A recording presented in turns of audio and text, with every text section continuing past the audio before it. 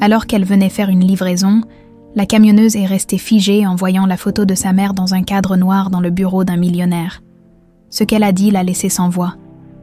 Le vrombissement du moteur diesel résonnait dans la cabine, alors qu'Héloïse Marin négociait le dernier virage avant d'arriver à destination. Ses mains calleuses, marquées par 11 années de conduite, serraient fermement le volant de son Renault Truck.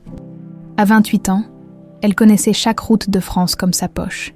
Mais aujourd'hui, quelque chose lui nouait l'estomac. « Allez, ma belle, encore une livraison et on rentre à la maison », murmura-t-elle à son camion, une habitude qu'elle avait prise depuis qu'elle travaillait seule. Le GPS indiquait qu'elle approchait de la propriété de la Croix. Héloïse fronça les sourcils en découvrant les grilles dorées qui se dressaient devant elle. Ce n'était pas le genre d'endroit où elle livrait habituellement, d'ordinaire. Ses clients étaient des entrepôts, des supermarchés, parfois des restaurants, mais ça, c'était carrément un château. Elle se gara devant l'interphone, baissa sa vitre et appuya sur le bouton. Une voix féminine, polie mais distante, lui répondit « Bonjour, livraison pour Monsieur Delacroix », annonça Héloïse en consultant sa feuille de route. Héloïse Marin, transport marin. Les grilles s'ouvrirent silencieusement. Héloïse remonta sa vitre et avança lentement dans l'allée bordée de platanes centenaires. Son camion détonnait complètement dans ce décor de carte postale. Elle se sentait comme une tache sur un tableau de maître. La propriété était immense. Des jardins à la française s'étendaient de part et d'autre, impeccablement entretenus. Au bout de l'allée se dressait une demeure qui ressemblait plus à un petit Versailles qu'à une maison d'habitation. Héloïse siffla entre ses dents. « Putain, qu'est-ce qu'ils veulent que je leur livre? Des lingots d'or !» Elle se gara sur le côté, là où semblait se trouver l'entrée de service. Avant de descendre, elle jeta un coup d'œil à sa tenue dans le rétroviseur. Son jean usé, ses chaussures de sécurité et sa chemise en flanelle ne feront pas le poids face à tant de luxe. Mais bon, elle était là pour bosser, pas pour faire la belle. En descendant de la cabine, elle fut accueillie par un homme en costume sombre qui devait être le majordome. Il était grand, distingué, avec des cheveux grisonnants parfaitement coiffés. « Mademoiselle Marin, je présume, Monsieur Delacroix vous attend dans son bureau, si vous voulez bien me suivre. » Héloïse ouvrit la bouche pour protester. D'habitude, elle remettait les colis à l'entrée et repartait. Mais l'homme était déjà en marche vers le perron principal. Elle n'eut d'autre choix que de le suivre, ses bottes claquant sur le marbre rose. L'intérieur était encore plus impressionnant que l'extérieur. Des lustres en cristal pendèrent du plafond. Des tableaux qui devaient valoir une fortune ornèrent les murs. Et ses pas résonnaient dans les couloirs comme dans une cathédrale. Héloïse se sentait de plus en plus mal à l'aise. « Excusez-moi, mais je peux pas laisser mon camion longtemps dehors, » dit-elle au majordome. « J'ai d'autres livraisons après. Cela ne prendra qu'un moment. »« Mademoiselle, Monsieur Delacroix tient absolument à vous voir. » Ils s'arrêtèrent devant une porte en acajou massif. Le majordome frappa 3 coups discrets et attendit la réponse avant d'ouvrir. « Monsieur, Mademoiselle Marin est arrivée. Faites-la entrer. »« Henri, et apportez-nous du café, voulez-vous » La voix était grave, posée, avec un léger accent du sud. Héloïse pénétra dans le bureau et fut immédiatement frappée par l'atmosphère feutrée du lieu. Des bibliothèques montaient jusqu'au plafond, remplies de livres aux reliures de cuir. Une odeur de tabac blond et d'encaustique flottait dans l'air. Derrière un bureau monumental se tenait un homme d'une 50aine d'années, élégant malgré ses traits tirés par la fatigue. Ses cheveux poivre et sel étaient soigneusement peignés en arrière, et ses yeux gris acier scrutaient Héloïse avec une intensité troublante. « Monsieur Delacroix » demanda-t-elle en posant sa casquette sur sa tête par nervosité. « François Delacroix, oui, asseyez-vous, je vous prie. » Il désigna un fauteuil en cuir face à son bureau. Héloïse s'installa maladroitement, ses chaussures de sécurité jurant avec le mobilier raffiné. « Écoutez, monsieur, je sais pas trop pourquoi vous voulez me voir, mais j'ai votre colis dans le camion. Je peux aller le chercher et... Ce n'est pas pour le colis que je vous ai fait venir. » Sa voix était étrange. Comme chargée d'émotion, Héloïse fronça les sourcils. « Comment ça? Vous avez bien commandé une livraison ?» François Delacroix ne répondit pas tout de suite. Il se leva lentement et se dirigea vers une commode ancienne placée contre le mur. Héloïse remarqua qu'il boitait légèrement. Il prit quelque chose sur le meuble et revint s'asseoir, tenant dans ses mains un cadre photo entouré d'un ruban noir. « Avant de répondre à votre question, j'aimerais que vous regardiez ceci. » Il retourna le cadre vers elle. Héloïse sentit son sang se glacer. Sur la photo, une jeune femme aux cheveux châtains souriait à l'objectif. Elle avait les mêmes yeux verts qu'Héloïse, le même nez légèrement retroussé, la même fossette au menton. C'était comme se regarder dans un miroir, ou plutôt comme voir sa mère. « Claire, où avez-vous eu cette photo ?» balbutia-t-elle, la voix tremblante. Cette femme s'appelait Claire Delacroix.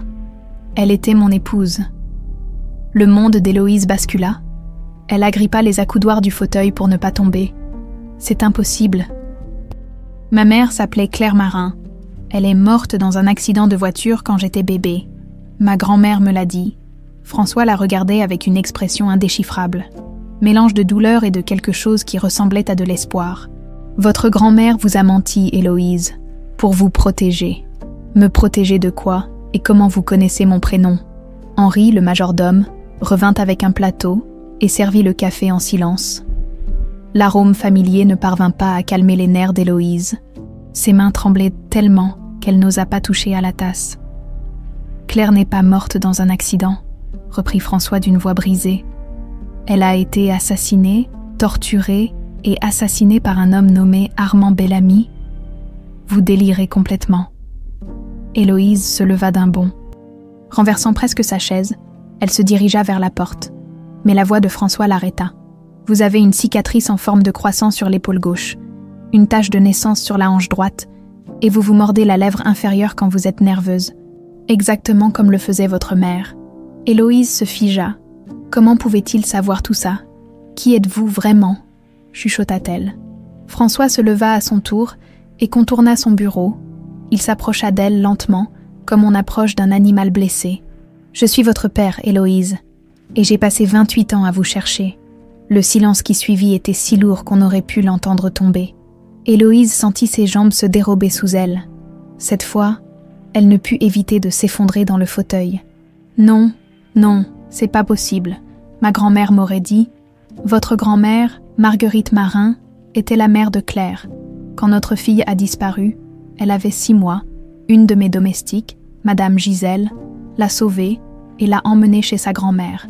Elles ont changé votre nom de famille pour que personne ne puisse vous retrouver. » François retourna derrière son bureau et ouvrit un tiroir. Il en sortit une liasse de documents et les posa devant Héloïse. « Voici votre véritable acte de naissance. Héloïse Delacroix, née le 12 mars 1996. Vos parents, François Delacroix et Claire Marin. » Héloïse regardait les papiers sans vraiment les voir. Sa vision se brouillait. Toute sa vie, construite sur un mensonge.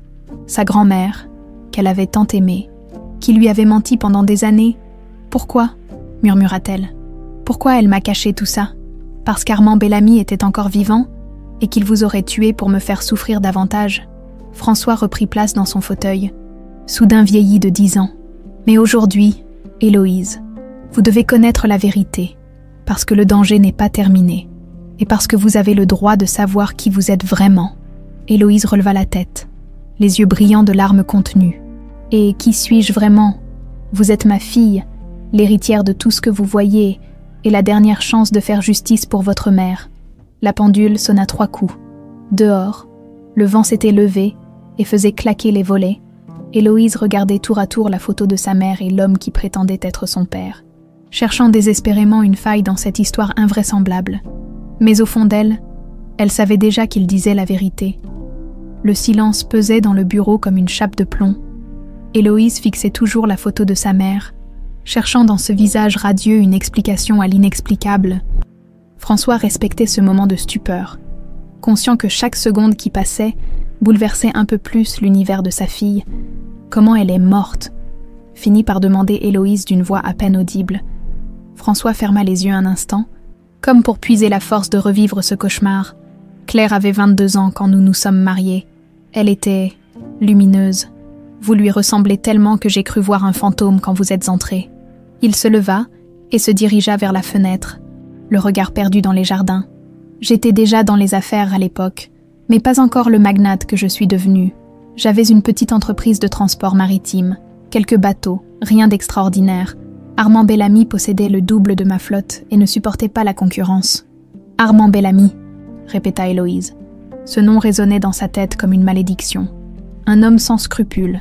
Il a essayé de racheter mon entreprise à plusieurs reprises, proposant des sommes dérisoires. Quand j'ai refusé, il a commencé à s'aborder mes affaires. Contrats annulés mystérieusement. Cargaisons qui disparaissaient, employés qui recevaient des menaces. François se retourna vers elle, les traits durcis par la colère. J'aurais dû plier, j'aurais dû accepter ces conditions et disparaître. Mais j'étais jeune. Orgueilleux, je me suis battue. Et ma mère dans tout ça. Claire était enceinte de vous, 6 mois de grossesse. Elle était si heureuse. Nous avions déjà choisi votre prénom, aménagé votre chambre. Elle passait ses journées à tricoter des petits chaussons en me parlant de nos projets d'avenir. La voix de François se brisa légèrement. Il retourna s'asseoir, prenant appui sur son bureau comme si ses jambes ne le portaient pas plus. Le 15 septembre 1995, Claire est sortie faire des courses. Elle devait juste aller chez le médecin pour son suivi de grossesse, puis passer à la pharmacie. Elle m'a embrassée avant de partir. Elle m'a dit qu'elle m'aimait. Héloïse sentit sa gorge se serrer, malgré elle. Elle était happée par ce récit qui redonnait vie à la mère qu'elle n'avait jamais connue. Elle n'est jamais rentrée. J'ai attendu toute la nuit. Au matin, j'ai appelé tous les hôpitaux, tous les commissariats. Rien. Comme si elle s'était volatilisée. Et vous avez tout de suite pensé à Bel-Ami. Pas immédiatement. J'ai d'abord cru à un accident, à un malaise. Mais le 3e jour, j'ai reçu un appel. François ouvrit un autre tiroir et en sortit un magnétophone ancien. Ses mains tremblèrent légèrement quand il appuya sur play. Une voix d'homme, déformée par un modificateur vocal, résonna dans la pièce. « Monsieur Delacroix, vous voulez revoir votre petite épouse? Vous avez 48 heures pour me céder 50% de vos parts. Sinon, vous la récupérerez par petits morceaux. » Héloïse porta sa main à sa bouche, horrifiée. Il l'a gardée pendant 1 semaine, continua François en arrêtant l'enregistrement. 1 semaine où il l'a torturée pour obtenir des informations sur mes comptes, mes contacts, mes projets. Claire ne savait rien de mes affaires, mais il ne l'a pas cru. Vous avez payé la rançon. J'ai tout donné, mes bateaux, mes entrepôts, jusqu'au dernier centime. Mais quand ces hommes sont venus récupérer les documents de cession, ils m'ont annoncé que c'était trop tard. Le silence retomba, plus lourd encore. François regardait ses mains comme si du sang y coulait encore. On l'a retrouvée dans un entrepôt abandonné près de Marseille. Elle avait accouché de vous en captivité. Les médecins légistes ont dit qu'elle avait résisté jusqu'au bout pour vous protéger. « Mon Dieu !» souffla Héloïse. Bel-Ami pensait que vous étiez morte avec elle, mais Madame Gisèle, notre gouvernante, était arrivée sur les lieux avant la police. Elle vous a trouvée, miraculeusement vivante, cachée sous le manteau de votre mère. Claire avait utilisé ses dernières forces pour vous dissimuler. François se leva et se dirigea vers un autre meuble. Il en sortit une boîte en velours rouge, qu'il posa délicatement devant Héloïse. Voici ce qu'elle portait quand elle est morte. Héloïse ouvrit la boîte avec des gestes hésitants. À l'intérieur, une chaîne en or fin et un pendentif en forme de cœur, gravé de ses initiales entrelacées avec celles de François. Il y avait aussi une bague de fiançailles et une alliance. Leurs éclats ternis par le temps, Gisèle m'a ramené ses bijoux en même temps qu'elle m'annonçait qu'elle vous avait mise en sécurité. Elle refusait de me dire où, prétendant que c'était trop dangereux. Elle vous a menti pendant 28 ans. Elle pensait bien faire. Bel-Ami me surveillait étroitement. Chacun de mes gestes était épié. Si j'avais su où vous étiez, j'aurais couru vous chercher. Et il nous aurait tués toutes les deux. François retourna vers la fenêtre, les épaules voûtées par le poids des souvenirs. Gisèle est morte il y a 3 ans, sur son lit de mort. Elle m'a avoué qu'elle vous avait emmené chez votre grand-mère maternelle en Occitanie. Elle avait fait changer votre nom en Marin, celui de jeune fille de Claire. Votre grand-mère avait accepté de jouer le jeu pour vous protéger.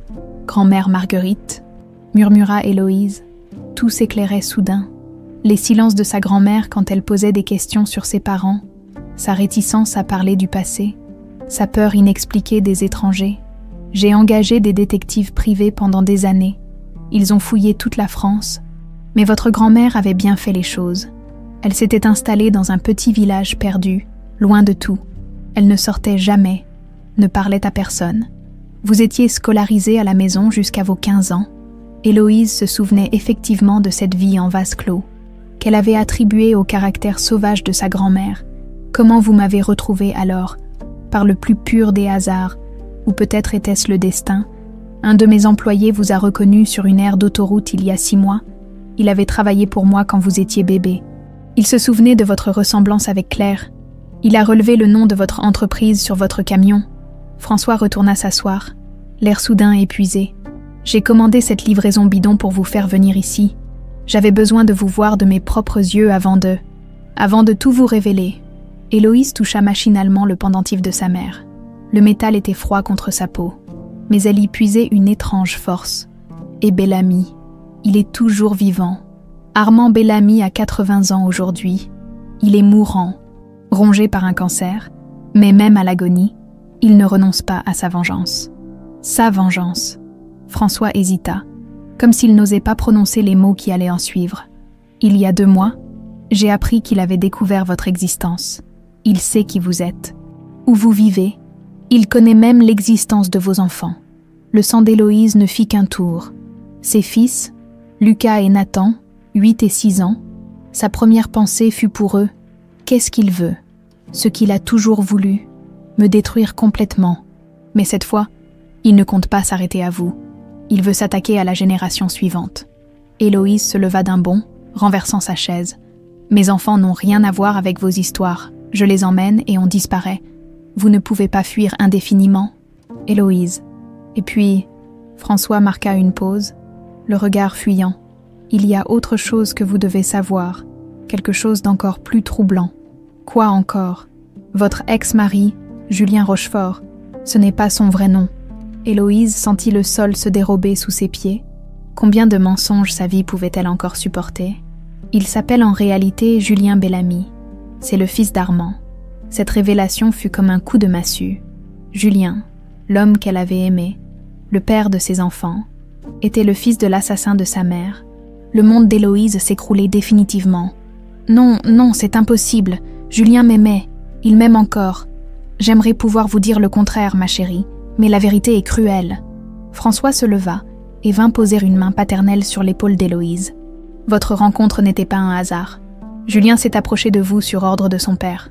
Les larmes qu'Héloïse retenait depuis le début de cette conversation explosèrent enfin. 10 ans de sa vie, ses 2 grossesses, tous ces moments de bonheur. Tout était faux. Pourquoi il m'a quittée alors? Pourquoi il ne m'a pas tuée directement? François prit sa fille dans ses bras, la berçant comme il aurait dû le faire pendant 28 ans. Parce que même les fils de monstres peuvent avoir un cœur. Ma petite fille. Et je pense que malgré tout, Julien vous aimait vraiment. Héloïse se dégagea de l'étreinte de François, essuyant rageusement ses larmes. La colère commençait à remplacer le chagrin, une rage froide qui lui donnait envie de tout casser dans ce bureau trop parfait. « Racontez-moi tout », dit-elle d'une voix tremblante. « Tout ce que vous savez sur Julien. » François retourna s'asseoir, mesurant le poids de chaque mot qu'il s'apprêtait à prononcer. Armand Bellamy a eu Julien tardivement, à 52 ans, avec une maîtresse italienne. Sa femme légitime était stérile.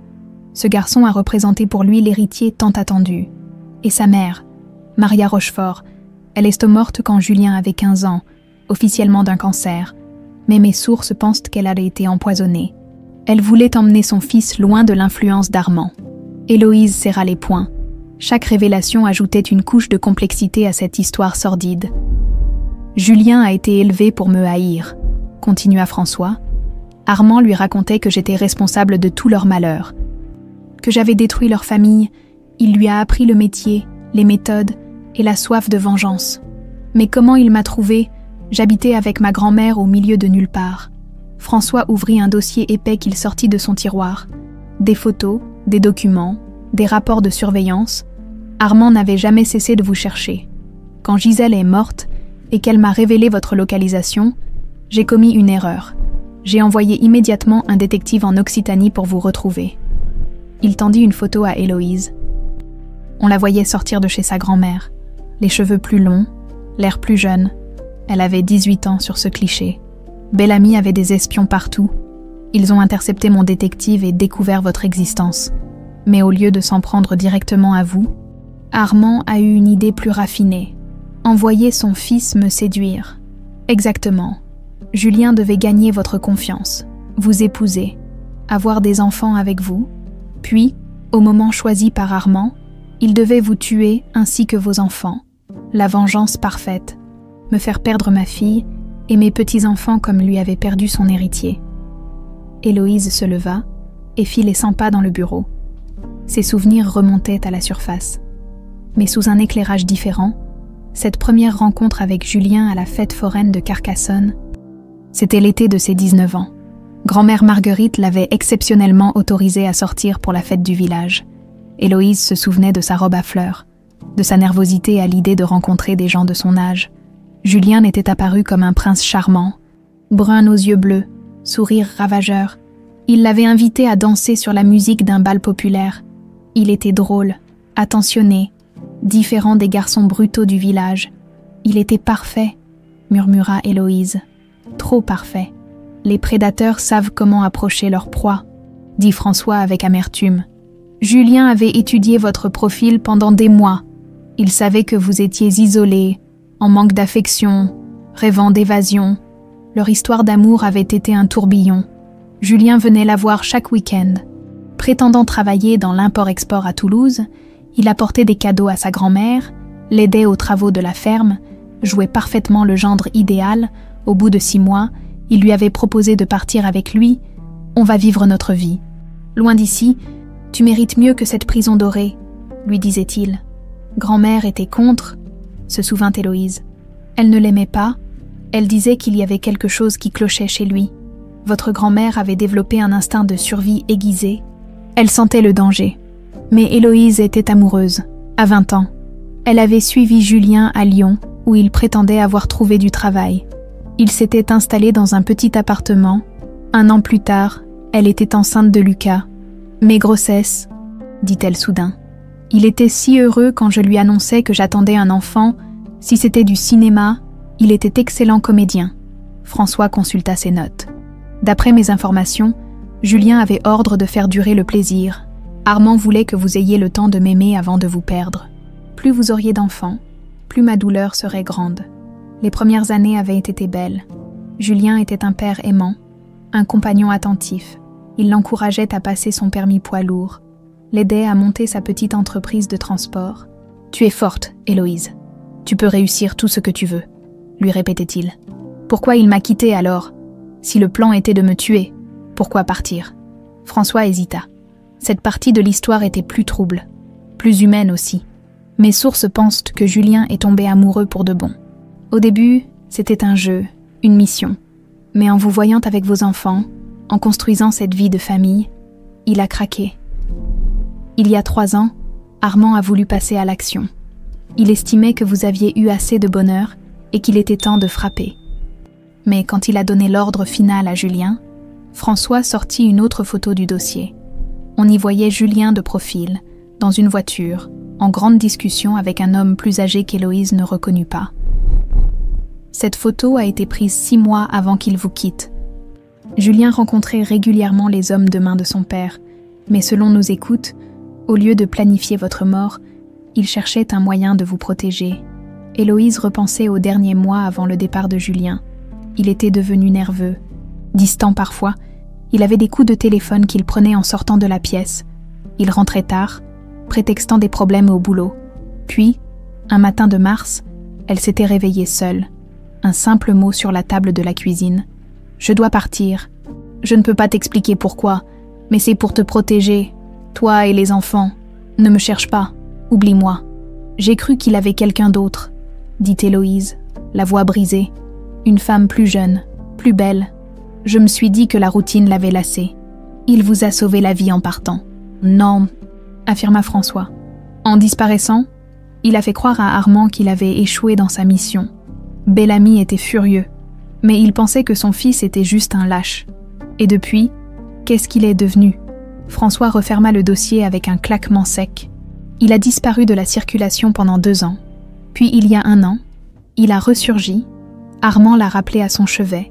Le vieil homme est mourant, Héloïse. Et avant de mourir, il veut que sa vengeance soit accomplie.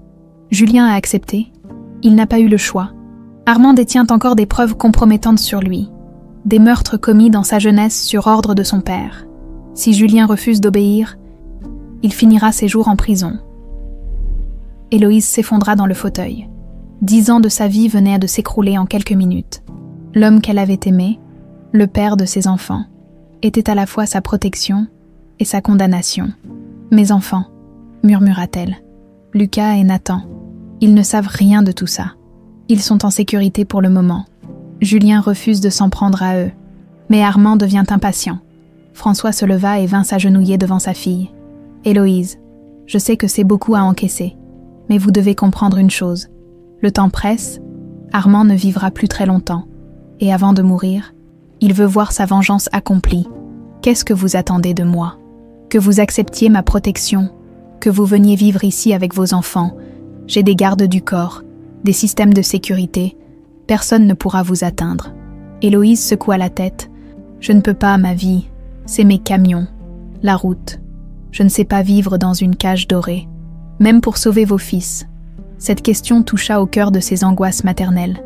Héloïse imagina Lucas et Nathan menacés par ce vieux fou vengeur qu'elle ne connaissait même pas. Et Julien, qu'est-ce qui va lui arriver? François se redressa, le visage dur. « Julien Bellamy a fait ses choix, il a joué avec votre vie, avec vos sentiments, qu'il assume maintenant les conséquences. »« Vous ne comprenez pas ?» protesta Héloïse.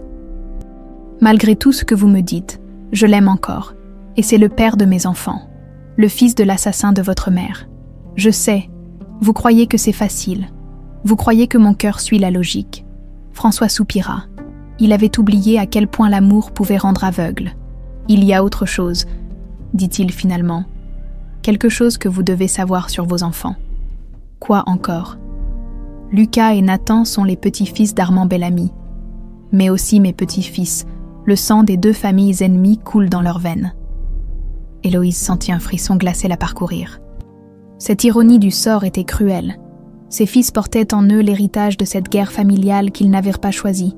Qu'est-ce que ça signifie pour eux? Que leur avenir dépend des choix que nous allons faire maintenant. Ils peuvent hériter de la haine. Ou devenir les artisans de la paix? Au loin, l'horloge du village sonna 4 heures.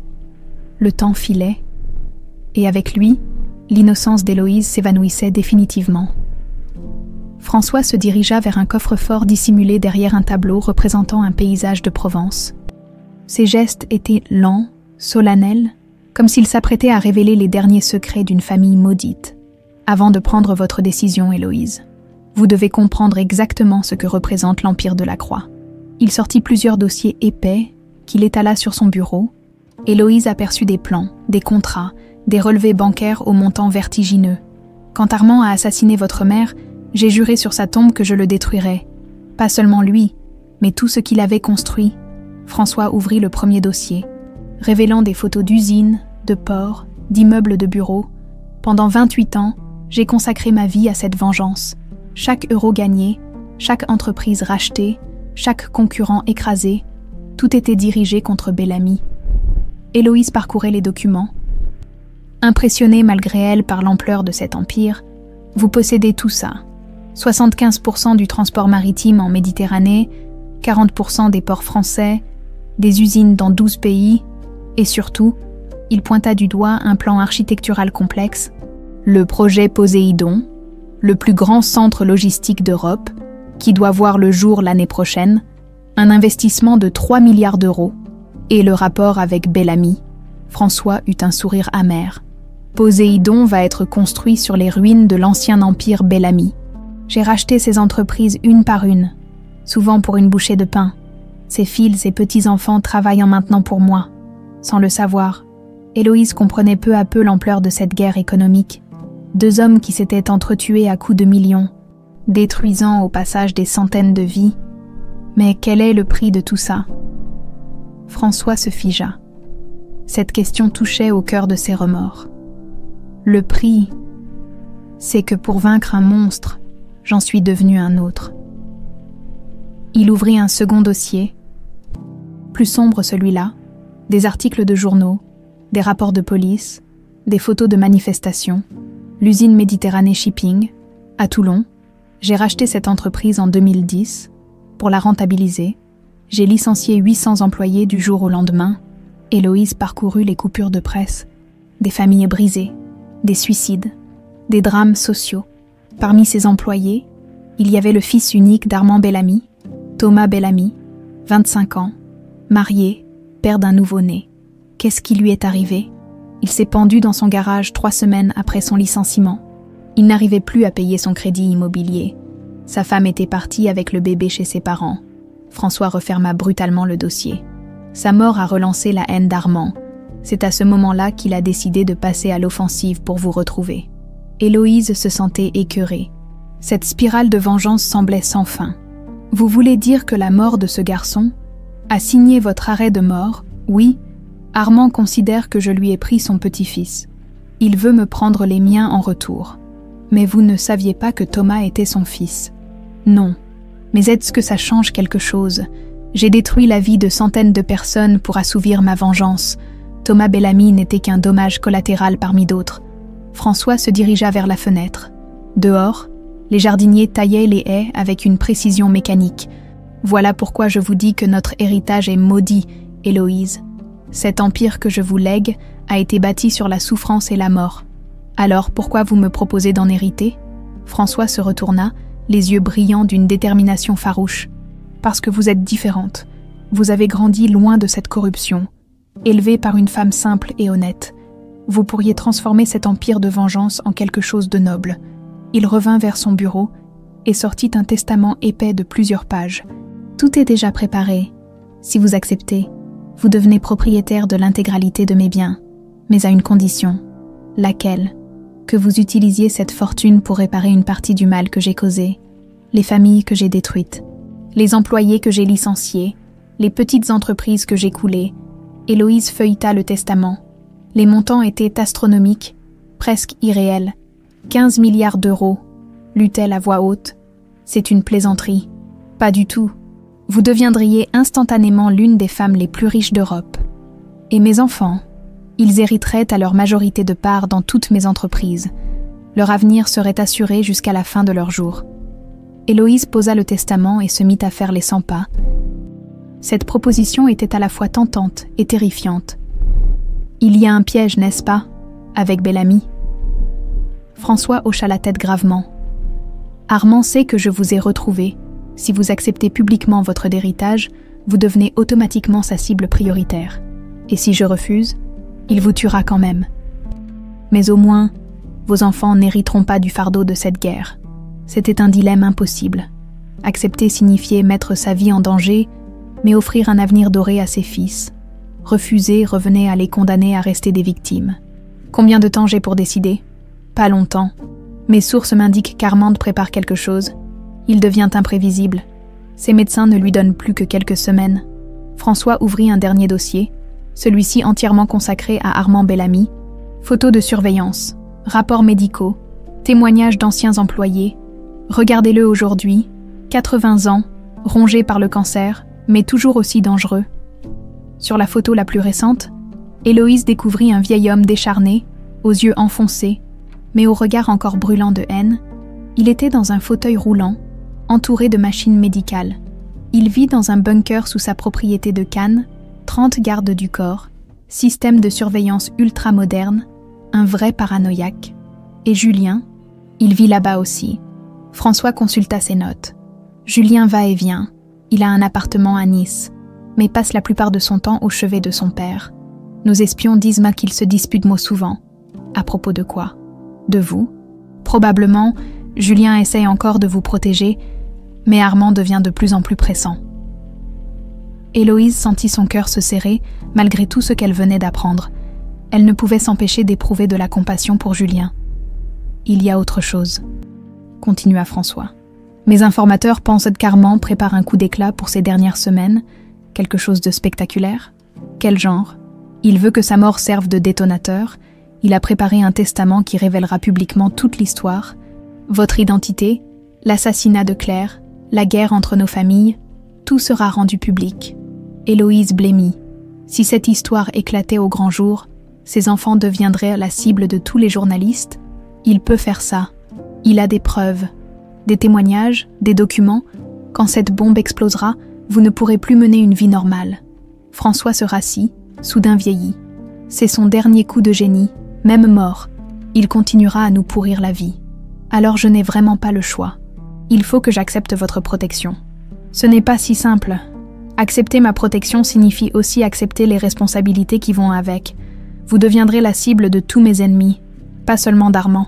François sortit une carte de France couverte de points rouges. Voici tous les gens qui me haïssent, anciens employés licenciés, concurrents ruinés, politiciens que j'ai refusé de corrompre. La liste est longue. Vous me faites peur. Tant mieux, vous devez mesurer les enjeux si vous acceptez cet héritage. Vous entrez dans un monde où la moindre erreur peut être fatale. Héloïse regardait cette carte comme une géographie de la haine, tant de vies détruites au nom de la vengeance. Et mes enfants, comment ils vont vivre avec ça? Ils grandiront sous protection. C'est certain, mais ils auront accès à la meilleure éducation, aux meilleures universités. Ils pourront choisir leur vie. Ou ils finiront comme vous, obsédés par la vengeance. François encaissa le coup. Cette remarque était cruelle, mais juste. C'est le risque, effectivement, mais c'est aussi votre rôle de mère de les préserver de cette spirale. Henri, le majordome, frappa discrètement à la porte. « Monsieur, excusez-moi, mais vous aviez demandé à être prévenu. Qu'est-ce qu'il y a ?» Henri, nos vigiles ont repéré une voiture suspecte près du portail. 3 hommes à l'intérieur. Ils sont là depuis 1 heure. François et Héloïse échangèrent un regard inquiet. Bel ami. Probablement, ils nous ont retrouvés plus vite que prévu. François appuya sur un bouton rouge sous son bureau. Immédiatement, des sirènes discrètes retentirent dans la propriété. Qu'est-ce qui se passe? Procédure de sécurité, la propriété se transforme en forteresse. Par la fenêtre, Héloïse vit des hommes en costume sombre sortir de nulle part, armés jusqu'aux dents. Mon Dieu, bienvenue dans mon monde, Héloïse, un monde où la guerre peut éclater à tout moment. Les sirènes s'éteignirent aussi soudainement qu'elles avaient retenti. François consultait fébrilement les écrans de surveillance qui venaient de surgir de son bureau, transformant l'élégant meuble en centre de commandement high-tech. Fausse alerte, annonça-t-il après quelques minutes tendues. Ce n'étaient que des journalistes. Quelqu'un a dû leur donner un tuyau. Héloïse sentit ses jambes trembler. Cette démonstration de force l'avait profondément ébranlée. C'est ça, votre vie quotidienne, vivre dans la peur constante. Depuis 28 ans, oui, François referma les écrans et le bureau redevint normal, comme si de rien n'était. Maintenant, vous comprenez pourquoi je ne peux pas vous laisser repartir comme si de rien n'était. Ils savaient que vous êtes ici. Qui ça? Il, Bellamy, ces hommes, mais aussi tous ceux qui ont intérêt à ce que notre histoire éclate. Des journalistes, des concurrents, des ennemis politiques. Héloïse se dirigea vers la fenêtre, dehors. Les gardes du corps patrouillaient discrètement, leurs oreillettes scintillant au soleil. Je dois rentrer chez moi, mes enfants vont s'inquiéter. Justement, parlons de vos enfants. François sortit 2 nouveaux dossiers, plus fins que les précédents, sur la couverture du premier, une photo de Lucas prise à la sortie de l'école. Sur la seconde, Nathan sur son vélo. « Comment vous avez eu ces photos ?» demanda Héloïse, alarmée. « Mes hommes surveillant vos fils depuis 6 mois, pour leur sécurité, mais regardez attentivement ces clichés. » Héloïse observa les photos de ses enfants.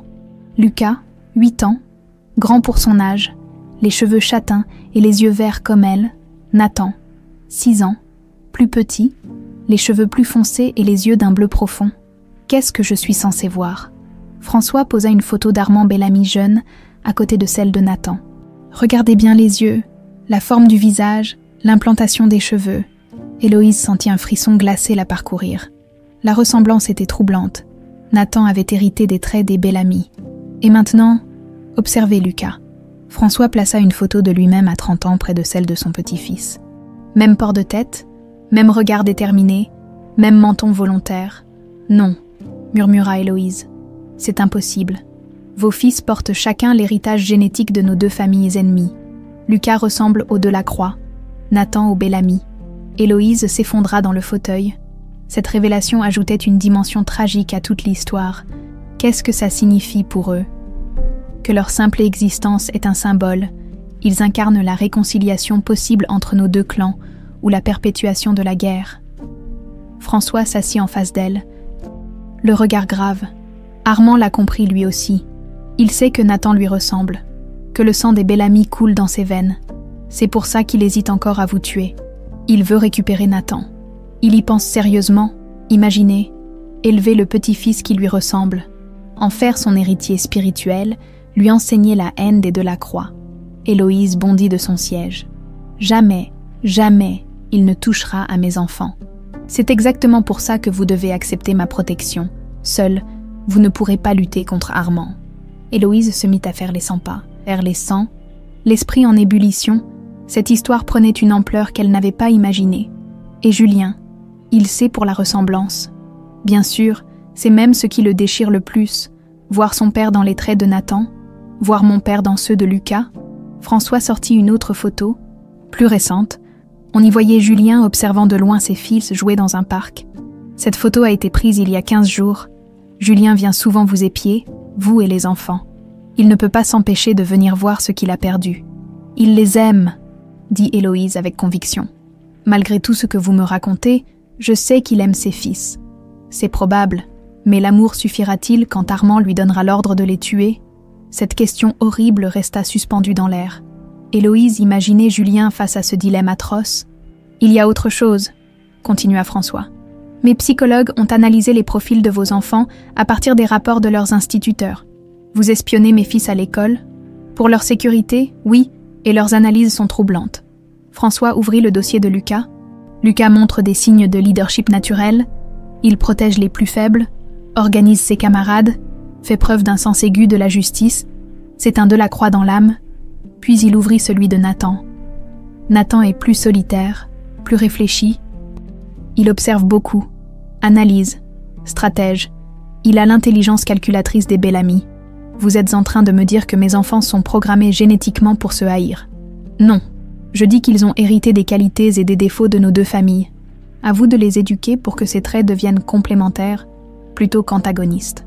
Héloïse repensait aux disputes de ses fils. Lucas, l'aîné protecteur, mais parfois dominateur. Nathan, plus discret, mais capable de manipuler son grand frère quand il le voulait. Ils se disputent souvent, admit-elle, mais ils s'aiment, pour l'instant. Mais qu'arrivera-t-il quand ils apprendront la vérité sur leurs origines? Quelle vérité? François se leva et se dirigea vers un troisième coffre, plus petit, que leurs deux grands-pères se haïssent à mort, que l'un a tué la grand-mère de l'autre, que leur père a séduit leur mère sur ordre pour la tuer ensuite. Il sortit du coffre 2 écrins en velours. J'ai fait faire ces bijoux il y a quelques mois, quand j'ai appris l'existence de mes petits-fils. Il ouvrit le premier écrin. À l'intérieur, une gourmette en or massif gravée, Lucas Delacroix, héritier. Et pour Nathan, François ouvrit le second écrin, révélant une gourmette identique. Nathan Delacroix, héritier. Vous remarquerez que j'ai mis Delacroix pour les deux. Je refuse de reconnaître l'héritage Bellamy. Mais Nathan a le droit de connaître ces deux héritages, non. Vous voulez vraiment qu'il apprenne qu'il descend d'un assassin? Héloïse touchait les gourmettes du bout des doigts. Ces bijoux représentaient un avenir qu'elle n'avait jamais imaginé pour ses fils. Si je refuse votre héritage, qu'est-ce qui arrive à ces gourmettes?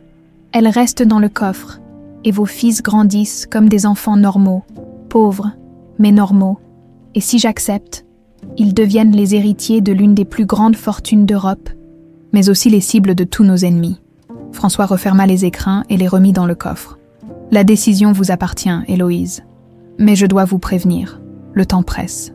Pourquoi? Parce qu'Armand a pris sa décision. Lui, mes espions m'ont rapporté qu'il a convoqué Julien hier soir. Il lui a donné un ultimatum. Quel ultimatum? François consulta son téléphone. Julien a 1 semaine pour vous tuer, vous et les enfants. Sinon, Armand révélera publiquement que Julien a assassiné 3 personnes sur ses ordres entre 2008 et 2012. Héloïse sentit le sol se dérober sous ses pieds. Julien a tué des gens, 3 concurrents gênants, maquillés en accident, mais Armand a gardé les preuves. Mon Dieu, l'homme que j'ai aimé est un assassin, l'homme que vous avez aimé était un enfant manipulé par un père monstrueux, corrigea François. Nuance importante. Ça change quoi? Il a quand même tué. Ça change qu'aujourd'hui, il refuse de vous tuer et qu'il cherche un moyen de vous sauver. François montra son téléphone à Héloïse. Un message venait d'arriver. Réunion ce soir. J veut négocier. Julien veut me voir. Il veut nous voir tous les deux. Il a un plan, paraît-il. Quel genre de plan? Je ne sais pas. Mais connaissant Julien, ça va être risqué. Héloïse regardait par la fenêtre ses enfants jouer dans le jardin de leur école. Inconscient des drames qui se tramaient autour d'eux. « Je veux les voir », dit-elle soudain. « Vos enfants, maintenant ? Oui, avant de prendre ma décision, je veux les voir, leur parler. » François consulta sa montre. « C'est risqué. Sortir d'ici vous expose. Tant pis. Je ne peux pas décider de leur avenir sans leur dire au revoir. Au revoir. Si j'accepte votre protection, leur vie va changer du tout au tout. Je veux passer une dernière soirée normale avec eux. » François hésita, puis décrocha son téléphone. « Henri, préparez 3 voitures. Itinéraire de sécurité B, nous sortons dans 1 heure. » Il raccrocha et regarda Héloïse. « Une dernière soirée normale ? J'aimerais pouvoir vous promettre que ce ne sera vraiment que la dernière. Mais je crains que votre vie normale soit déjà terminée, dehors. » Les nuages s'amoncelaient, annonçant l'orage, comme si le ciel lui-même pressentait la tempête qui allait s'abattre sur cette famille déjà si éprouvée. Le convoi de 3 BMW noirs roulait silencieusement à travers les ruelles de Montpellier. Héloïse, assise à l'arrière de la voiture centrale, regardait défiler les paysages familiers de sa vie d'avant. Tout lui semblait déjà appartenir à une autre époque. « Maman !» crièrent Lucas et Nathan en la voyant arriver devant l'école. Ils se jetèrent dans ses bras avec cette spontanéité enfantine qui lui serrait toujours le cœur. Pour eux, rien n'avait changé. Maman était juste venue les chercher un peu plus tôt que d'habitude. « On va où ?» demanda Lucas, toujours curieux. « À la maison, on va passer une soirée spéciale tous les 3. » Nathan, plus observateur, remarqua les voitures qui les suivaient. « C'est qui ces messieurs ? » « Des amis de maman, ne t'inquiète pas mon chéri. » Le trajet jusqu'à leur petit pavillon de banlieue ne dura que 20 minutes. Mais Héloïse eut l'impression de traverser des années-lumière. Du luxe ostentatoire de la propriété de Lacroix à cette modeste maison ouvrière, le contraste était saisissant. Les gardes du corps prirent discrètement position autour de la propriété, tandis qu'Héloïse préparait le dîner, spaghetti bolognaise, le plat préféré des garçons, un rituel réconfortant dans ce chaos émotionnel. « Maman, tu pleures ?»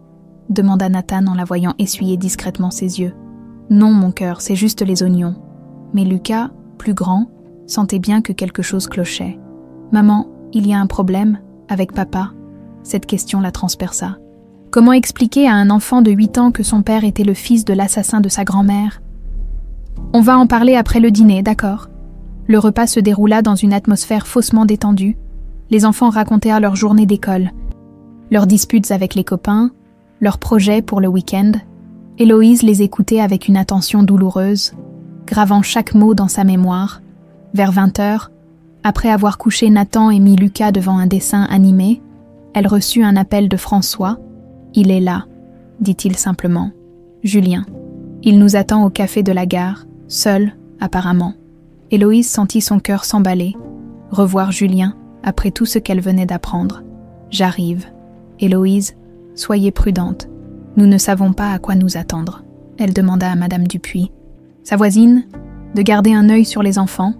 Les gardes du corps resteraient en surveillance, l'assurant que ses fils ne risquaient rien.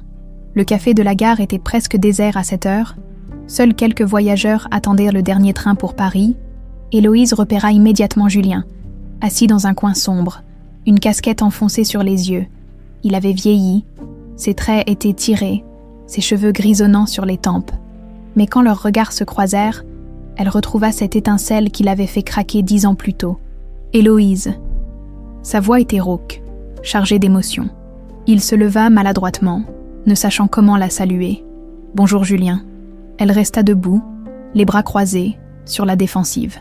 François arriva quelques minutes plus tard, flanqué de 2 gardes du corps qui restèrent à l'écart. « Monsieur Delacroix, » dit Julien avec une politesse glaciale. « Bel ami, » répondit François sur le même ton.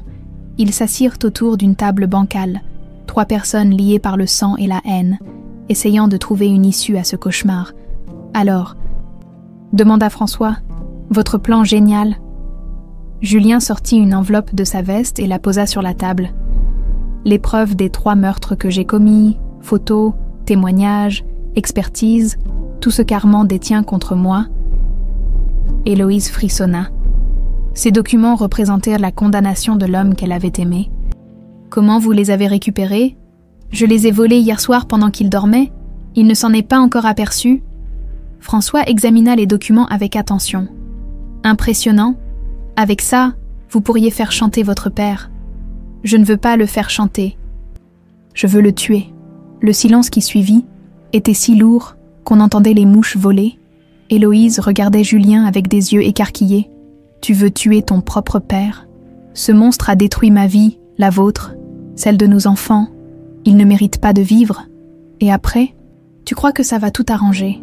Julien se pencha vers elle, les yeux brillants de désespoir. Héloïse, tu ne comprends pas. Il ne s'arrêtera jamais, même mourant. Il a prévu sa vengeance. Il a laissé des instructions à ses hommes, des lettres à ouvrir après sa mort. Quel genre d'instructions? Tuer toute votre famille. Vous, les enfants, même de la croix. Un massacre final pour clore sa vengeance. François se raidit. Vous en êtes sûr. J'ai vu les lettres. Il a promis 10 millions d'euros à celui qui vous abattrait tous. 10 millions, siffla François. Avec une telle somme, il trouvera facilement des volontaires. Julien se tourna vers Héloïse, le regard suppliant. C'est pour ça que je dois le tuer maintenant, avant qu'il meure naturellement. Si je le tue, je peux détruire ses lettres, annuler les contrats, et tu finiras en prison pour parricide. Au moins, vous serez vivant. Héloïse sentit sa gorge se serrer, malgré tout ce qu'elle avait appris sur lui. Julien était prêt à sacrifier sa liberté pour les sauver. Il y a autre chose, continua Julien. Armand veut récupérer Nathan. Quoi? Il a vu les photos de surveillance. La ressemblance l'a frappé. Il parle d'emmener Nathan avec lui. Emmener Nathan où? En Italie, il a une propriété secrète là-bas. Il veut élever Nathan pour en faire son héritier spirituel. Héloïse bondit de sa chaise. Jamais. Il ne touchera pas à mon fils. C'est exactement ce que j'ai dit. On s'est disputé violemment hier soir. J'ai refusé catégoriquement. Et qu'est-ce qu'il a répondu? Qu'il se chargerait de Nathan lui-même, avec ou sans mon aide. François tapota nerveusement sur la table. Quand? Demain, il a prévu d'enlever Nathan à la sortie de l'école. Comment vous le savez? J'ai entendu ses instructions à ses hommes. Une équipe de 4 personnes, une camionnette banalisée, un itinéraire vers l'Italie déjà préparé. Héloïse sentit la panique l'envahir. Son petit Nathan, si fragile, aux mains de ce monstre. Il faut prévenir la police. Avec quelle preuve? Demanda François. Armand est trop malin pour laisser des traces. Julien sortit son téléphone et montra une photo à Héloïse. J'ai filmé la réunion en secret, mais ce n'est pas suffisant pour l'arrêter. Sur l'écran, Héloïse vit un vieil homme décharné dans un fauteuil roulant, entouré de 3 hommes en costume. L'image était floue, le son inaudible. La seule solution, c'est que je le tue cette nuit, répéta Julien. Et comment tu comptes t'y prendre? Demanda François. Il prend ses médicaments tous les soirs à 22h, des antidouleurs très puissants. Si j'augmente les doses, vous voulez l'empoisonner. C'est la mort qu'il mérite, lente et douloureuse.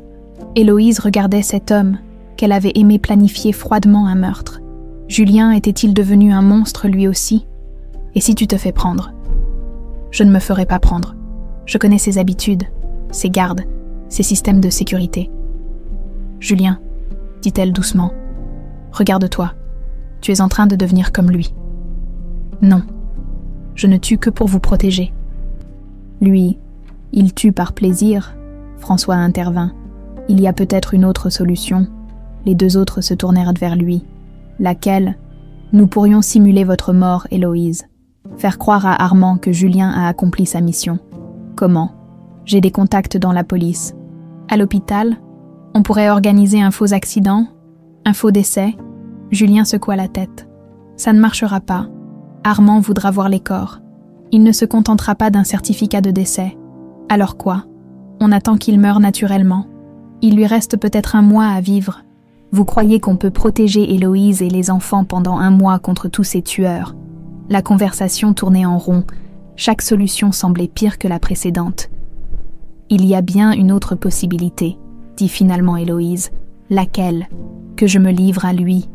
Quoi? S'exclamèrent les 2 hommes en chœur. Si je me livre volontairement, il n'aura plus de raison de s'en prendre aux enfants. Héloïse, vous délirez, protesta François. Non, elle a raison, dit lentement Julien. Armand veut sa vengeance personnelle. Si Héloïse se sacrifie, il vous torturera et vous tuera, et rien ne dit qu'il épargnera les enfants après. Alors qu'est-ce qu'on fait ? Cria Héloïse, exaspérée. On reste là à discuter pendant qu'il prépare l'enlèvement de mon fils. Le téléphone de Julien vibra. Il consulta le message et pâlit. Qu'est-ce qu'il y a ? Un SMS de mon père. Il me convoque immédiatement. Il dit qu'il a découvert le vol des documents. Merde. Il sait que je l'ai trahi, je suis mort. Julien se leva, prêt à partir. Où tu vas ? Chez lui ? Assumer les conséquences. Héloïse l'attrapa par le bras. Attends, on n'a pas fini de... Si, on a fini. Demain matin, Nathan sera en sécurité, ou il sera mort, et moi aussi. Il se pencha et l'embrassa sur le front, comme il le faisait autrefois. Dit aux garçons que leur papa les aimait, et il disparut dans la nuit, laissant derrière lui 2 personnes désemparées et un avenir plus incertain que jamais. Héloïse n'avait pas fermé l'œil de la nuit. Assise dans son salon, entourée des gardes du corps de François, elle guettait le moindre bruit suspect. À l'étage, Lucas et Nathan dormaient paisiblement, ignorant que leur vie basculait dans l'horreur. Vers 6 heures du matin, François débarqua avec une mine défaite. « Des nouvelles de Julien ?» demanda-t-elle aussitôt. « Aucune. Mes hommes ont surveillé la propriété Bellamy toute la nuit. Julien est entré vers minuit, mais personne n'en est ressorti. Il est mort, probablement, ou prisonnier. » François s'effondra dans un fauteuil, soudain vieilli de 10 ans. « J'ai échoué, Héloïse. Pendant 28 ans. J'ai cru que ma vengeance vous protégerait. Au final, elle vous a mené tout droit dans la gueule du loup. On n'a pas dit notre dernier mot. Avec quoi, Bellamy a neutralisé son propre fils. Maintenant, plus rien ne l'arrêtera. » Le téléphone de François vibra. Un message avec une seule photo. Julien attaché sur une chaise, le visage tuméfié, mais vivant. « Il est encore en vie », souffla Héloïse. « Pour combien de temps ?» Un second message arriva immédiatement. « Échange dans 2 heures. Parking du centre commercial Les Terrasses. Héloïse contre Julien. »« C'est un piège, » dit François. « Bien sûr que c'est un piège, mais c'est notre seule chance de sauver Julien. » Héloïse réfléchissait. « Si vous y allez, vous êtes morte. Et Bellamy tuera Julien de toute façon. » Elle se leva et monta réveiller ses enfants. Il fallait qu'elle leur explique qu'elle partait en voyage, qu'ils allaient rester quelques jours chez leur grand-père François. « Maman, pourquoi tu pleures ?» demanda Nathan en se frottant les yeux. « Maman ne pleure pas à mon cœur, elle est juste fatiguée. » Lucas, plus perspicace, n'était pas dupe. « C'est à cause de papa, hein ? Il va revenir. Je ne sais pas, mon grand.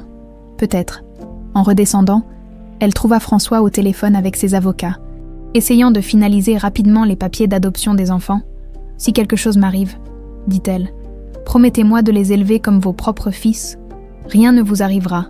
J'ai un plan. » « Quel plan ? Mes hommes vont infiltrer le centre commercial. Au moment de l'échange, ils interviendront. Et si Bellamy a prévu le coup, c'est un risque à prendre. » Héloïse secoua la tête. Elle connaissait François depuis quelques heures seulement, mais elle avait compris que ses plans se terminaient souvent mal. « Non, j'y vais seule. C'est du suicide. »« Peut-être, mais au moins, mes enfants seront en sécurité. » Elle monta faire ses bagages, un petit sac avec quelques affaires, des photos de Lucas et Nathan, et la chaîne de sa mère que François lui avait donnée.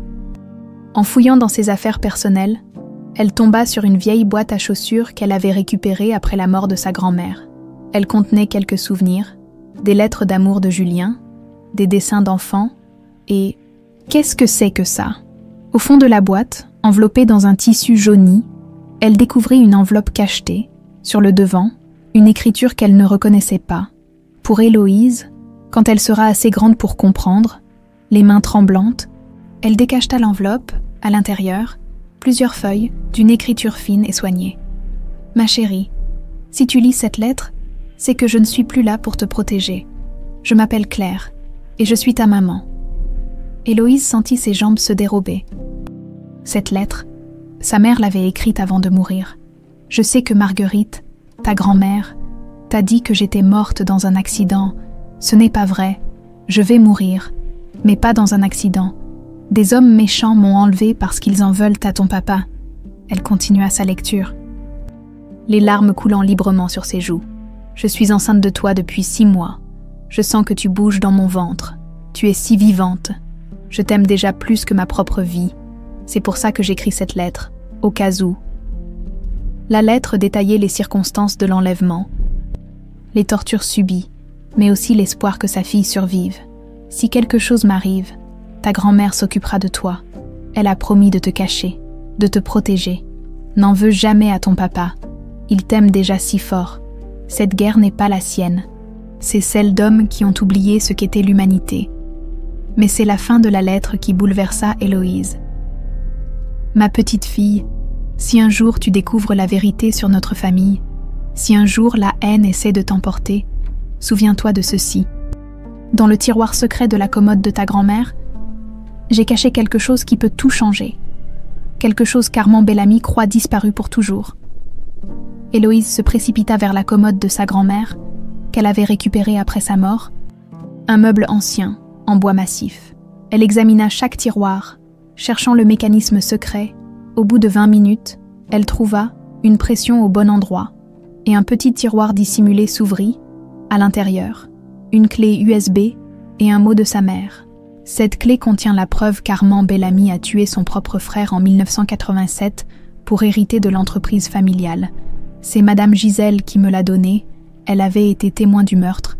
Si cette guerre doit se terminer un jour, ce sera par la vérité, pas par la vengeance. Héloïse contemplait cette clé USB comme si elle tenait l'avenir entre ses mains. Sa mère, même morte, lui offrait une arme pour arrêter ce cauchemar. Elle descendit précipitamment retrouver François. « J'ai trouvé quelque chose. » Elle lui tendit la lettre et la clé USB. François lut rapidement, les yeux s'écarquillant à chaque ligne. « Incroyable. Votre mère était plus forte que nous tous. » Il inséra la clé dans son ordinateur portable. Des fichiers s'ouvrirent, photos, vidéos, documents comptables, témoignages. « Mon Dieu !» murmura François. Gisèle avait tout enregistré, sur l'écran. Ils virent un jeune Armand Bellamy poignarder son frère dans ce qui ressemblait à un bureau. La vidéo était granuleuse, mais identifiable. « Avec ça, on peut l'envoyer en prison, » dit François. « À condition qu'il soit encore vivant pour y aller, » répondit Héloïse. D'autres fichiers montraient les comptes secrets d'Armand, ses liens avec la mafia, ses crimes financiers, 40 ans de preuves accumulées par une gouvernante méticuleuse. Pourquoi Gisèle n'a jamais rien dit? Elle avait peur, mais elle a tout conservé, en espérant qu'un jour quelqu'un aurait le courage de révéler la vérité. Héloïse relisait la lettre de sa mère, s'imprégnant de ses derniers conseils maternels. Maman dit que la guerre doit se terminer par la vérité, pas par la vengeance. Vous avez raison, mais comment utiliser ces preuves? En allant au rendez-vous avec Bellamy, mais pas pour mourir, pour négocier. François secoua la tête. Il ne négociera jamais. Cet homme est fou. Pas si fou que ça, s'il apprend que ces preuves existent, qu'elles peuvent détruire sa réputation même après sa mort. Qu'est-ce qui vous fait croire qu'il se soucie de sa réputation? Héloïse montra l'un des documents de la clé. Regardez ça, il a créé une fondation à son nom, des bourses d'études, des œuvres caritatives. Il veut qu'on se souvienne de lui comme d'un bienfaiteur. De la poudre aux yeux? Non, l'orgueil, son point faible. Il ne supportera pas que l'histoire révèle qu'il était un fratricide. François étudiait les preuves avec l'œil d'un homme d'affaires habitué aux négociations difficiles. Vous pourriez avoir raison, mais c'est un pari énorme. C'est le seul pari qui nous reste. Elle copia les fichiers sur plusieurs clés USB, en donna une à François et en garda une autre. Si quelque chose m'arrive, vous diffusez tout. Presse, police, justice. Et si votre plan marche, alors on négocie la paix. Bellamy détruit ses instructions de vengeance, libère Julien, et nous, on garde le silence sur ses crimes. Et après, vous croyez vraiment qu'on peut faire confiance à un homme pareil? Héloïse regarda par la fenêtre ses enfants qui jouaient dans le jardin, protégés par les gardes du corps. Non, mais maman a raison. Il faut essayer de briser le cycle de la haine pour Lucas et Nathan. François consulta sa montre. Plus qu'1 heure avant le rendez-vous, j'y vais. Pas seul, mes hommes vous suivront à distance. D'accord. Mais ils n'interviennent que si je le demande explicitement. Promis. Héloïse monta embrasser ses enfants une dernière fois. Lucas jouait au Lego. Nathan dessinait une maison avec des fenêtres colorées. Maman va faire une course importante, leur dit-elle. Soyez sages avec grand-père François. Tu reviendras quand? Demanda Nathan. Très bientôt, mon cœur. Très bientôt. En partant, elle glissa la clé USB dans sa poche et serra fort la chaîne de sa mère autour de son cou. Claire l'accompagnait dans cette mission impossible. Le destin de 3 générations se jouait maintenant sur quelques gigaoctets de vérité cachée depuis 40 ans. Le parking du centre commercial. Les terrasses étaient presque désertes en cette fin de matinée. Héloïse gara sa voiture près de l'entrée principale. Comme convenu, les mains moites sur le volant, la clé USB pesait dans sa poche comme une bombe à retardement. Une camionnette noire aux vitres teintées était garée de l'autre côté du parking. Héloïse savait que Julien s'y trouvait, probablement plus mort que vif. Son cœur se serra à l'idée de le voir dans cet état. 2 hommes en costume sombre sortirent du véhicule et se dirigèrent vers elle. L'un d'eux boitait légèrement, l'autre avait une cicatrice qui barrait sa joue gauche. Ils ressemblaient à tous les hommes de main qu'elle avait vus dans les films. Mais en vrai, ils étaient encore plus inquiétants. « Mademoiselle Marin ?» demanda celui qui boitait. « C'est moi. Monsieur Bellamy vous attend. » Ils l'escortèrent jusqu'à la camionnette. À l'arrière, Héloïse découvrit un spectacle qui lui serra le cœur. Julien était attaché sur un siège, le visage tuméfié, un œil fermé par l'enflure. Mais il était conscient. « Héloïse, » murmura-t-il, « tu n'aurais pas dû venir. »« Tais-toi » ordonna l'homme à la cicatrice. Dans un coin de la camionnette, sur un brancard médical, se trouvait Armand Bellamy. Héloïse découvrait enfin le visage de l'assassin de sa mère. Il était encore plus frêle que sur les photos de surveillance, mais ses yeux brillaient d'une intelligence malfaisante. « Ainsi, voici la fille de Claire Marin, » dit-il d'une voix rauque. La ressemblance est troublante. Vous êtes Armand Bellamy. En effet, l'homme que votre père veut détruire depuis 28 ans. Malgré son état, le vieil homme dégageait une autorité terrifiante. Chacun de ses mots était pesé, calculé pour faire mal. « Où sont vos hommes, mademoiselle ? Delacroix ne vous a quand même pas envoyé seul. Je suis venu négocier. » Armand eut un rire qui ressemblait à un râle. « Négocier ? Avec quoi ? Vous n'avez rien à offrir que je ne puisse prendre de force. »« Détrompez-vous. » Héloïse sortit la clé USB de sa poche et la brandit devant lui. L'effet fut immédiat, le visage d'Armand se figea, ses yeux se plissèrent. Qu'est-ce que c'est ? Des souvenirs de famille, des très vieux souvenirs. Soyez plus précise. 1987, votre frère Mathéo, le bureau de l'entreprise familiale, Armand Bellamy. Même Julien releva la tête, intrigué par cette révélation inattendue. Impossible. Tous les témoins sont morts. Pas tous. Madame Gisèle était plus prévoyante que vous ne le pensiez. Héloïse inséra la clé dans un ordinateur portable qu'elle avait apporté. La vidéo se lança, montrant clairement Armand poignarder son frère. 40 ans d'empire bâti sur un fratricide, dit-elle calmement. Plutôt embarrassant pour quelqu'un qui veut laisser sa marque dans l'histoire. Le silence dans la camionnette était pesant. Les hommes de main regardèrent leur patron avec des yeux écarquillés. Julien fixait son père avec un mélange d'horreur et de dégoût. « Où avez-vous trouvé ça ?»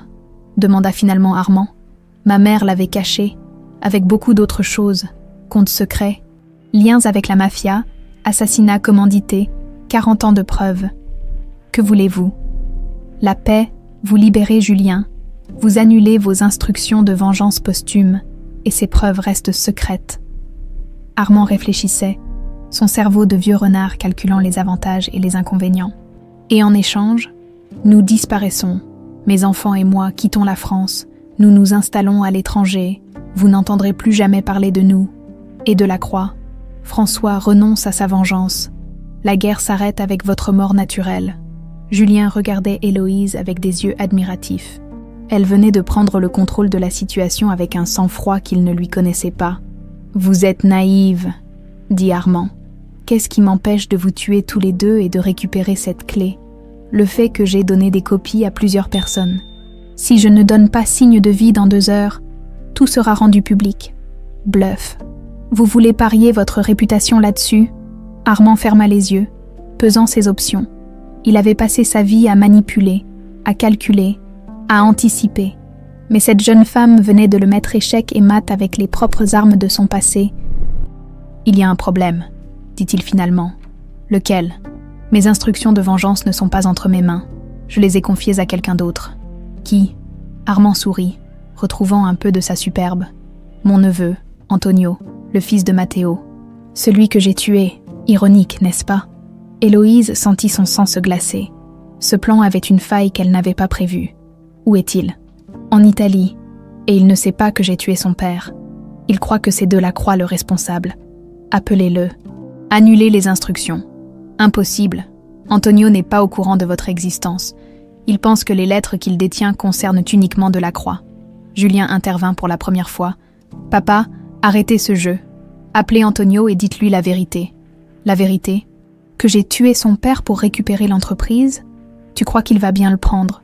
Vous n'avez pas le choix, » insista Héloïse. « C'est ça où je diffuse la vidéo ?» Armand la regarda longuement, jaugeant sa détermination. « Vous feriez ça, même en sachant que ça condamnerait vos enfants? Mes enfants méritent de grandir dans un monde sans cette haine. Même si c'est difficile, admirable. Votre mère avait le même idéalisme stupide. » Cette remarque fit sortir Héloïse de ses gonds. « Ma mère était plus courageuse que vous ne le serez jamais. Elle est morte en me protégeant, pas en fuyant ses responsabilités. Votre mère était une sentimentale qui a payé le prix de sa naïveté. Ma mère était une femme bien, quelque chose que vous ne comprendrez jamais. » Armand se redressa péniblement sur son brancard. « Très bien, je vais appeler Antonio. Mais j'ai une condition. » « Laquelle ? Je veux voir mes petits-fils avant de mourir. »« Quoi ? Lucas et Nathan, je veux les rencontrer. » Une seule fois. Héloïse recula, horrifiée. « Jamais, vous n'approcherez pas mes enfants. »« Alors nous n'avons rien à nous dire. »« Héloïse, » murmura Julien. « Accepte 1 heure sous surveillance, c'est le prix de notre liberté. »« Tu es fou, cet homme a tué ma mère. Et il va mourir dans quelques semaines. Laisse-lui voir ses petits-fils une fois, pour fermer cette histoire. » Héloïse était déchirée. L'idée de laisser ce monstre approcher Lucas et Nathan lui donnait la nausée. « Mais si c'était le prix de la paix, 1 heure, dit-elle finalement. Sous surveillance, dans un lieu public, et vous appelez d'abord Antonio. » Armand sourit faiblement. Marché conclu. Il sortit un téléphone satellite et composa un numéro. La conversation qui suivit se déroula en italien, mais Héloïse comprit l'essentiel. Armand expliquait à son neveu qu'il avait changé d'avis, que la vengeance devait s'arrêter avec lui. Antonio semblait protester, mais Armand resta ferme. Au bout de 10 minutes, il raccrocha. « C'est fait. Antonio va détruire les lettres. Comment être sûr qu'il obéira? Parce qu'il m'a toujours obéi.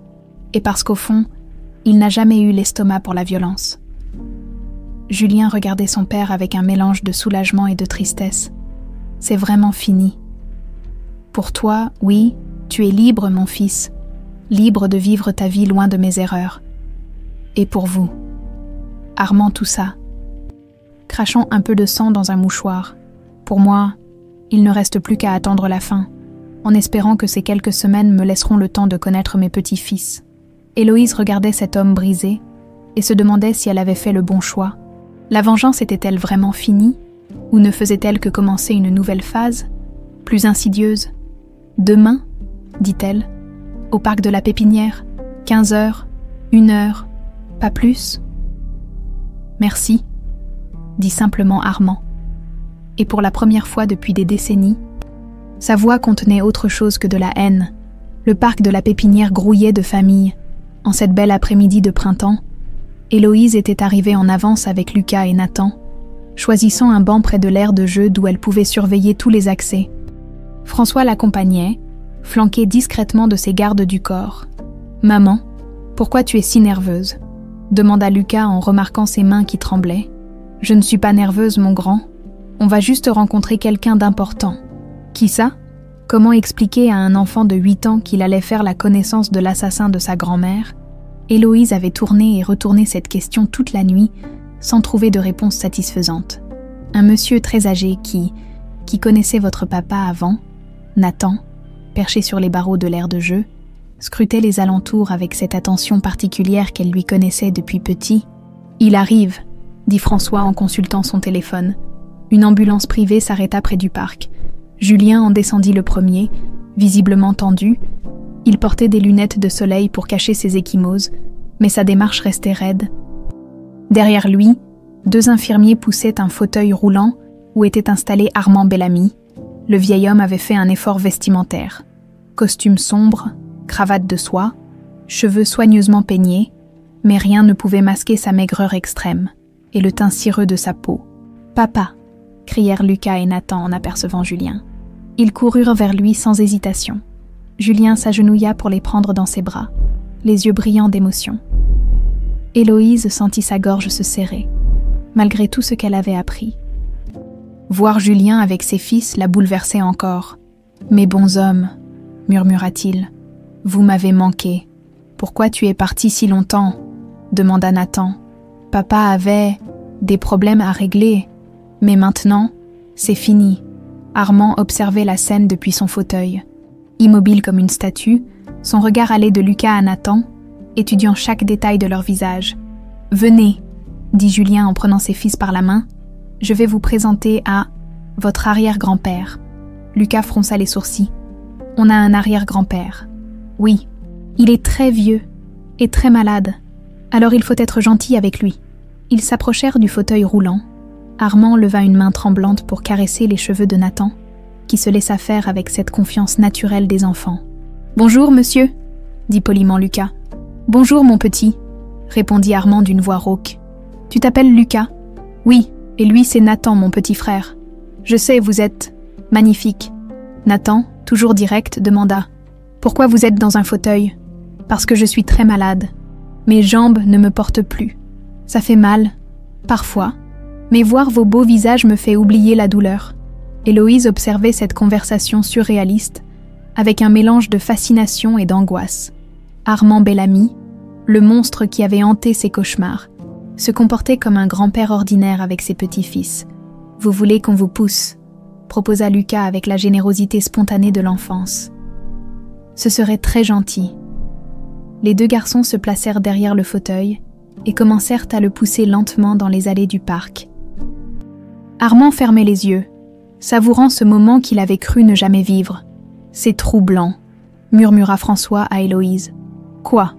De le voir comme ça ? On oublie presque que c'est un assassin. »« Pas moi, je n'oublie pas. » Mais en son fort intérieur, Héloïse était ébranlée.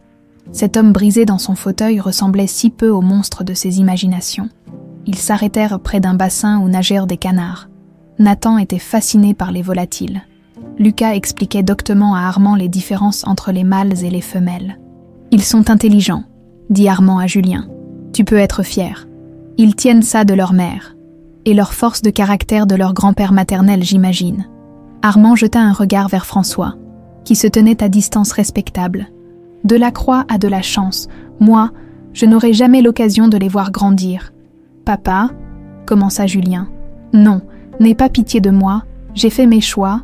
Je paie le prix. » Nathan revint vers le fauteuil, tenant un caillou brillant qu'il avait trouvé. « Tenez, c'est pour vous. Il brille comme les étoiles. » Armand prit le caillou avec des gestes précautionneux, comme s'il manipulait un diamant. « Merci, mon petit. C'est le plus beau cadeau qu'on m'ait jamais fait. »« Vraiment ? Vraiment ?» Lucas, toujours curieux, demanda. « Vous habitez où ? Loin d'ici, dans une grande maison près de la mer. On peut venir vous voir. » Armand échangea un regard avec Julien et Héloïse. Cette question innocente les ramenait brutalement à la réalité. « Non. »« Mon grand ?» dit Julien. « Arrière-grand-papa est trop malade pour recevoir des visites. Il va guérir. » Le silence qui suivit était pesant. Comment expliquer la mort à des enfants ? « Non, » dit finalement Armand. « Je ne vais pas guérir. Mais vous m'avez rendu très heureux aujourd'hui. » Nathan s'approcha et posa spontanément sa petite main sur celle du vieil homme. « Moi aussi, je suis content de vous connaître. » Armand sentit les larmes monter. Depuis quand n'avait-il pas pleuré ? Depuis la mort de son propre père. Probablement 60 ans de sécheresse émotionnelle qui craquait devant la tendresse d'un enfant. « Est-ce que vous étiez méchant quand vous étiez jeune ?» demanda soudain Lucas. La question prit tout le monde au dépourvu. Armand regarda cet enfant de 8 ans qui venait de poser la question la plus importante de sa vie. « Oui, » dit-il simplement. « J'ai été très méchant. J'ai fait du mal à beaucoup de gens. » Pourquoi ? Parce que j'étais en colère et que j'ai cru que la colère me rendrait plus fort. Et alors, je me suis trompée, la colère m'a rendu faible et seule. Lucas réfléchit gravement, comme s'il pesait ses paroles d'une sagesse amère. Mon maître dit qu'il faut pardonner aux gens méchants pour qu'ils deviennent gentils. Ton maître est très sage. Alors, Je vous pardonne. » Ces mots simples, prononcés avec l'innocence de l'enfance, eurent l'effet d'une bombe. Armand éclata en sanglots, ses épaules secouées par des spasmes qu'il ne pouvait plus contrôler. Héloïse s'approcha, alertée par cette crise. Elle vit ce vieil homme détruit pleurer comme un enfant dans les bras de Lucas, qui lui tapotait doucement le dos. « Ça va aller, monsieur, ça va aller. » Julien détourna le regard, bouleversé de voir son père s'effondrer ainsi. François lui-même semblait ébranlé par cette scène. « Je suis désolé, » balbutia Armand entre deux sanglots. « Je suis tellement désolé. »« De quoi ?» demanda Nathan, intrigué. « De tout, de toute cette haine que j'ai semée. » Héloïse sentit quelque chose se briser en elle. La haine qu'elle nourrissait contre cet homme vacillait face à son repentir sincère. « Les enfants, » dit-elle doucement, « allez jouer un moment, les adultes ont à parler. » Lucas et Nathan coururent vers les balançoires. Armand s'essuya les yeux, retrouvant un peu de contenance. « Ils sont extraordinaires, » dit-il à Héloïse. « Vous avez réussi là où j'ai échoué. » « Comment ça ? Vous avez élevé des enfants capables de pardon ? Moi, je n'ai su transmettre que la haine. » Il regarda Julien avec une tendresse teintée de regret. « Pardonne-moi, mon fils, pour tout ce que je t'ai fait subir. Papa, non, laisse-moi finir. Tu mérites une vie normale, une famille aimante. N'épouse pas mes erreurs. » Armand se tourna vers Héloïse. « Et vous, Héloïse, accepteriez-vous de me pardonner ?» La question la prit de court. Pardonner à l'assassin de sa mère, était-ce seulement possible ? « Je ne sais pas, » dit-elle honnêtement. « C'est trop tôt, je comprends.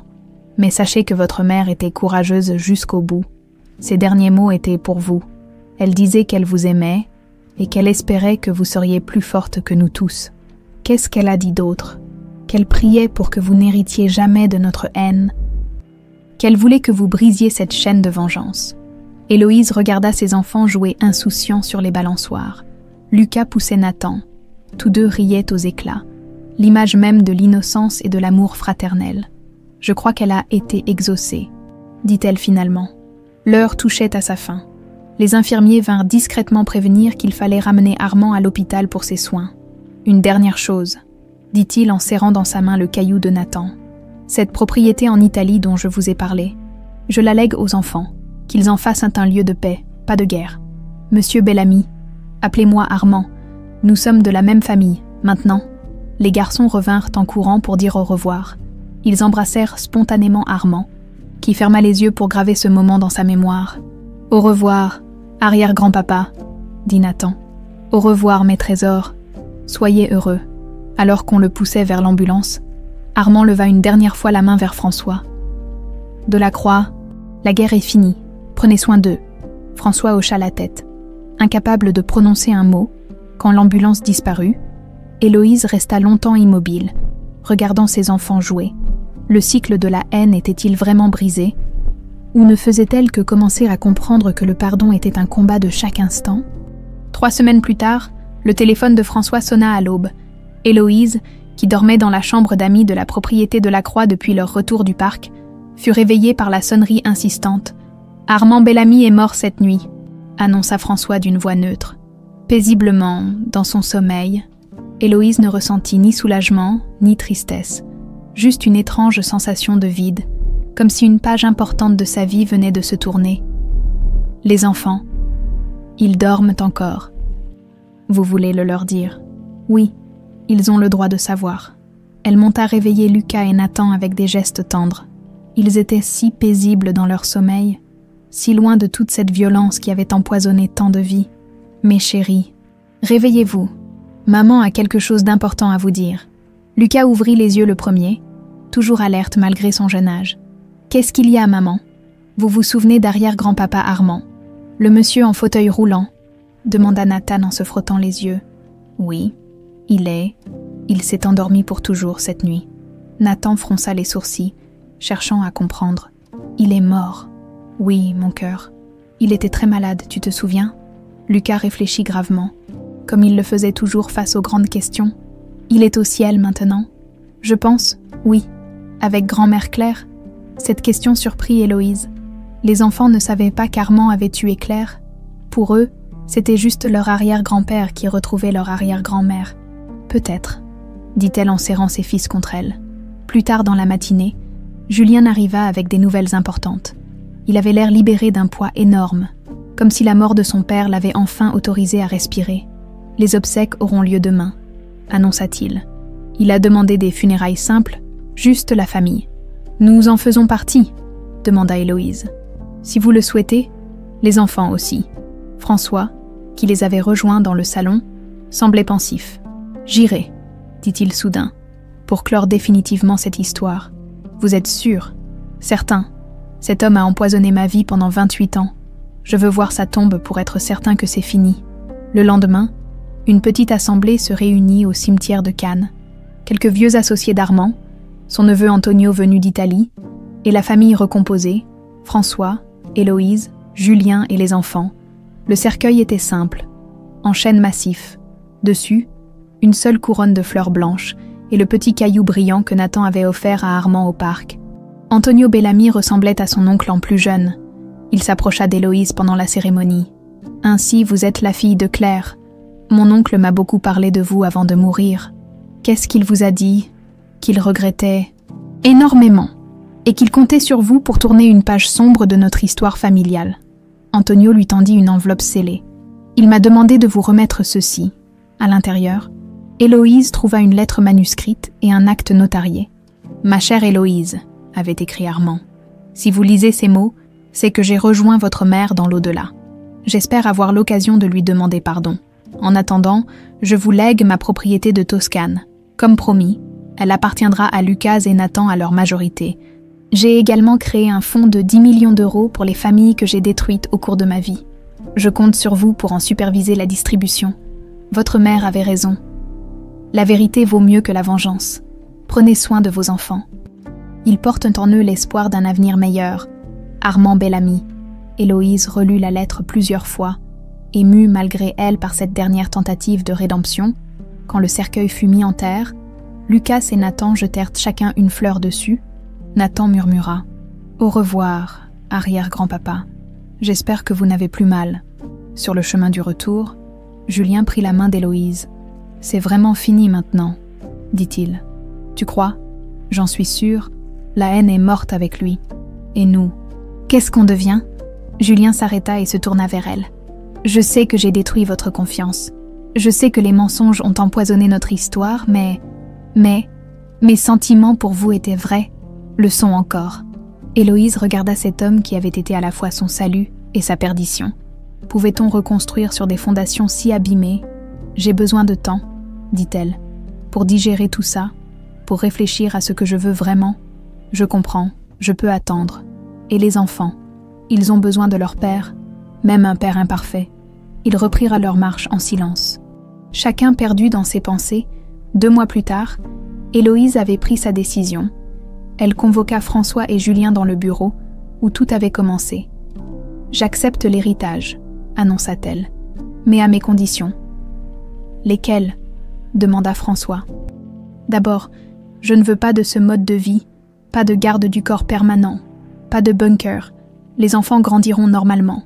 C'est risqué, c'est nécessaire. Ensuite, je veux transformer vos entreprises. Fini les méthodes brutales, les licenciements sauvages. Nous allons réparer ce qui peut l'être. » François sourit. Sa fille avait la même détermination que Claire. Et concernant Julien, Héloïse regarda l'homme qu'elle avait aimé, perdu, retrouvé. « Nous allons essayer, pas comme avant, autrement, en construisant quelque chose de nouveau. Et si ça ne marche pas, alors au moins, nous aurons essayé, pour les enfants. » 1 an plus tard, la famille recomposée s'installait dans la propriété de Toscane, léguée par Armand, une belle demeure au milieu des vignes, loin du luxe ostentatoire de la Côte d'Azur.